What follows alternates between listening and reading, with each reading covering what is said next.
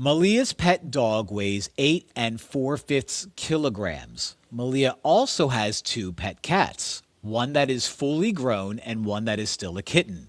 The fully grown cat weighs 4 and 2/5 kilograms less than the dog. And the kitten weighs 1 and 3/5 kilograms less than the fully grown cat.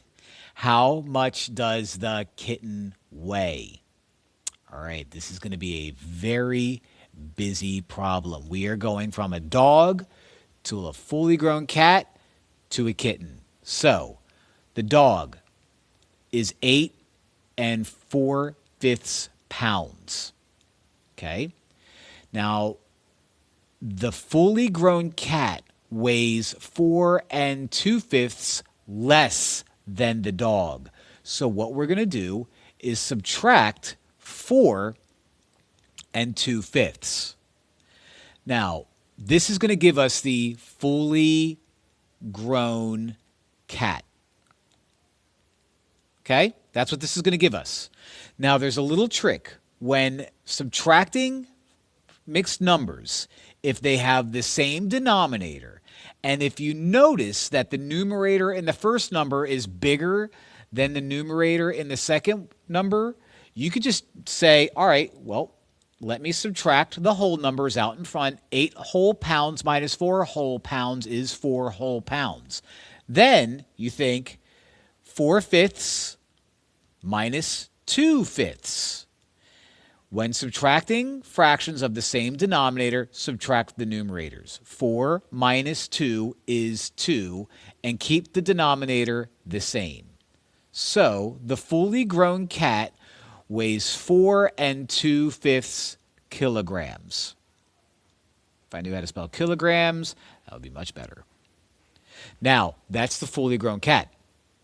I want to know how much the kitten weighs. The kitten weighs 1 and 3/5 kilograms less than the cat. So here's the cat, 4 and 2/5, and the kitten weighs 1 and 3/5 less than that. Okay, that is subtraction again. Now, unfortunately, the shortcut that I used up here, I can't use it again because I have 2/5 and then a 3/5, so I can't do that. What am I going to do? I'm going to turn both of these into mixed numbers, then subtract. So how do I turn 4 and 2/5 into a mixed number? Multiply the whole number out in front, which is 4, to the denominator, which is 5. 4 times 5 is 20. Add that to the 2 up here in the numerator. 20 plus 2 is 22, the Taylor Swift special. And keep that over 5. I'm going to do the same thing with this guy over here. Multiply the whole number, which is 1, to the denominator, which is 5. 1 times 5 is 5. 5 plus the numerator, which is 3, is 8. So we have 8. Keep that 5 as 5, minus sign.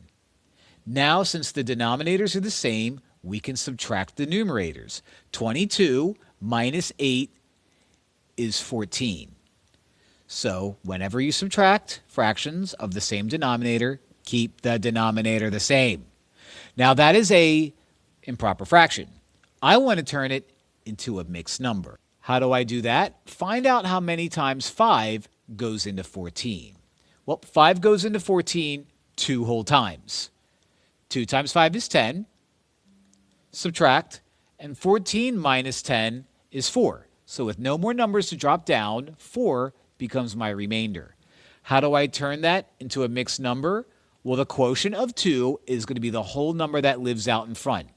The remainder of 4 is going to be my numerator, and 5, my old denominator, stays 5, my old denominator.